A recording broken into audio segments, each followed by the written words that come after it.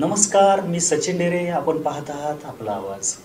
शिरूरच्या police निरीक्षकपदी Narayan Sarangkar यांची नियुक्ती होताच पदभार स्वीकारण्याच्या कार्यक्रमातच त्यांनी रोड रोमिओ व अवैध व्यावसायिकांना सज्जड इशारा दिलाय.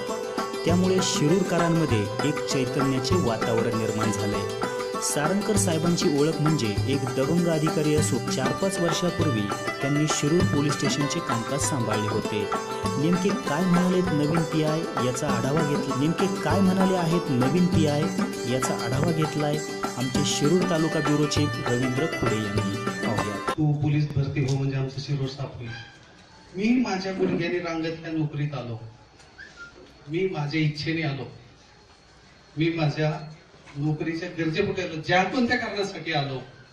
इथं आल्यानंतर काम करणं ही तुमची जबाबदारी आहे आणि काम निष्प्रुह झालं पाहिजे, कायदेशीर झालं पाहिजे याकडे माझा वैयक्तिक कटाक्ष असतो. आता आपण सगळ्यांनी खूप मोठ्या अपेक्षा माझ्याकडून व्यक्त केलेल्या आहेत, पण मी सगळी जबाबदारी तुमच्यावर टाकणार.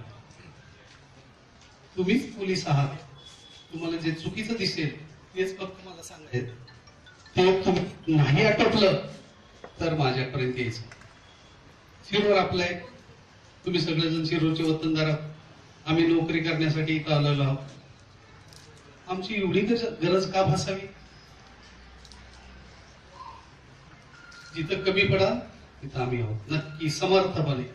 आणि 2 वर्षात 11 बदल्या झाल्या काय आणि महिन्यात बदली झाली काय मला तरी काहीच फरक पडत नाही. पण काम कामासारखं होईल. मला खूप विश्वास देतो. मी माझ्या कामामध्ये काही बदल होणार नाही. सारंगकर पूर्वीसारखंच काम करेल आणि तुमची इच्छा पूर्ण करण्याचा म्हणून मी प्रयत्न करेन. 36 वर्ष ही 6 महिने साहेबांनी सेवा केली. त्याचं कुठंतरी गुणगौरव, कुठंतरी त्याचा लेखाजोखा, कुठंतरी त्याचा 2 शब्द समाधानकारक ऐकायला मिळत अशी म्हणून इच्छा प्रत्येकाची. तर बसलेले सर्व्हिस वाले तर सगळे रिटायर होणार. ते 58 वर्ष. पण आपण सगळेच आयुष्यातून एक दिवस रिटायर होणार.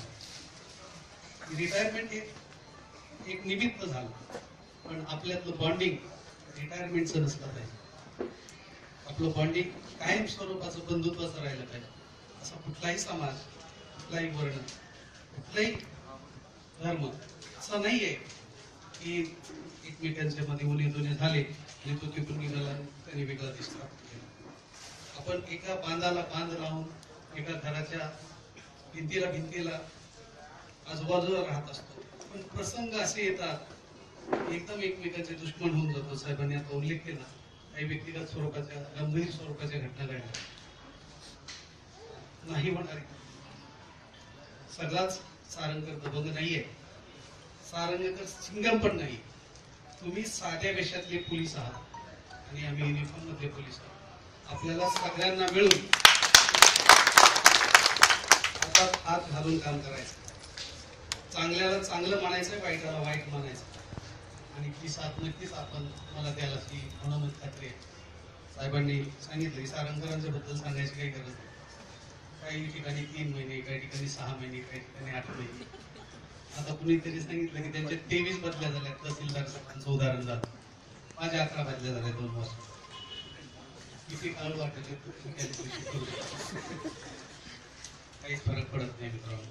मी जरी आज इथं आलेलो असतो माझ्या कामात तसं काही फरक पडणार. काम तसंच राहील. थोडीशी पॉलिसी चेंज होईल. कारण आता एवढं संयम. आम्हाला 20-20 खेळायची सवय आणि हे कसोटी कुठंतरी सुवर्ण मध्य साधण्याचा मी नक्कीच प्रयत्न करेन. सगळ्या आपल्या बोलण्यातून आणि साहेबांच्या एक मोठ्या अनुभवातून मला काही शिकावं लागेल असं मला वाटायला लागलं. आणि आपल्या सगळ्या शिरूरकरांना मनपूर्वक धन्यवाद देतो की आपण एवढ्या मोठ्या संख्येने इथं साहेबांच्या निरोप समारंभासाठी हजर राहिला. त्या सगळ्यापेक्षा साहेबांच्या जीवनातला जो काही महत्वाचा भाग आहे त्यांच्या धर्मपत्नी. पोलिसांना बायका दिसताय तुम्ही सगळे हसताय. मी चुकीचं बोलताय का तुम्ही स्वतःला विचारा. पोलीस मुलीबरोबर लग्न करायची हिंमत नाही करत तुम्ही. स्वतःला विचार. ही समाजाचा अविभाज्य भाग आहे. पोलीस आम्हाला पाहिजे. पोलीस पाहिजे म्हणजे पाहिजे. पावलं पावली पोलीस पाहिजे. पण जेव्हा आपल्यावर येते तेव्हा पोलीस असा असतो की आपण काय विषय ते आपल्या सगळ्यांना माहित आहे. मला नेहमी पोलिसांच्या बाबतीत एक गाणं ऐकायला मिळतं.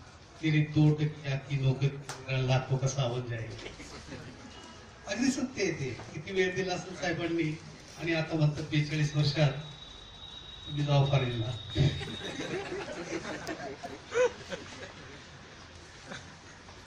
तरी पण हिंमत हारायची. शेवटच्या क्षणापर्यंत आपण उमेदीने जगलं पाहिजे. मी बोललाय का रिटायर तर सगळ्यांना व्हायचं का? आयुष्यातून रिटायर व्हायचं नाही. हिंमत हारायची सगळ्यांसाठीच आहे. जे काही आपण करतो